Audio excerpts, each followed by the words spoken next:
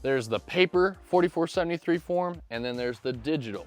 Let's talk about the pros and cons of both. For those of you that don't know also what a 4473 form is, when you're going to buy a gun, you don't just get the gun and no paperwork. It's kind of that long federal form that you always have to fill out, no matter how many of you say, oh, I don't think I have to do that anymore. Essentially, that form's trying to make sure you're buying it for the right purposes and not straw purchasing. So the paper form, the great thing about it is it's tried and true. It's one of those where there's no internet connection, no typos necessarily on the platform that could be done. You actually typed a Z instead of an A. The problem is though, if you do mess up on the form, you got Parkinson's and you did a little stroke on the last little bit of your signature, big problem. You got to start all over again. If you just were trying to scratch out one thing and retry, can't do that. They got to start you over again. There's nothing wrong with paper forms at all. It's still tried and true. Just understand, don't mess up on the form, otherwise you gotta start over again. On the digital side, the great thing is if you do mess up, it's very easy. Most of these platforms we've seen, you do a typo, you didn't put a space between your address, whatever the common problem is,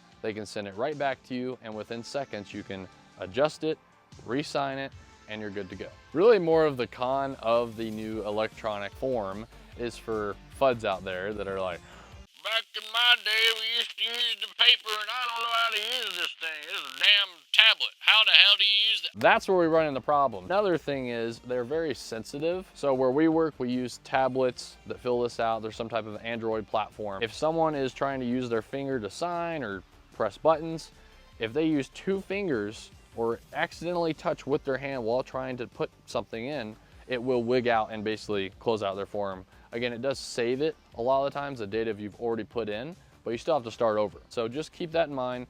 Both are great options. We're not crapping on any store using one or the other. Just know there are some new changes nowadays and honestly some great options if you do mess up.